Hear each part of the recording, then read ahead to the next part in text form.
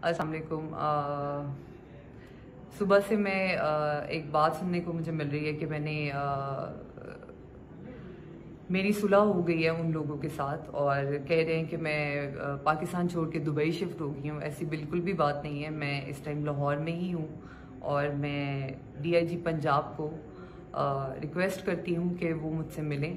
और उनके नीचे के कुछ लोग मुझे सुलह का बोल रहे हैं और कुछ लोग मेरी सपोर्ट में मेरे साथ खड़े हुए हैं और मैं चाहती हूँ कि मैं उनसे मिलूं और उनका जो फैसला होगा वो मुझे कहेंगे सुलह कर लो, मैं सुलह कर लूँगी। मेरे साथ जो हुआ है और इस सब के बाद मुझे माफ़ी नहीं मिल रही है और मुझे बार बार यही कहा जा रहा है, लोगों के कॉल्स आ रही हैं कि डील कर लें या पैसों पे बात ख़त्म कर लें, आप सुलह कर लें, आपके लिए अच्छा नहीं होगा, आपकी जान को ख़तरा है आगे, आप अभी तो ठीक हो जाएगा सारा कुछ।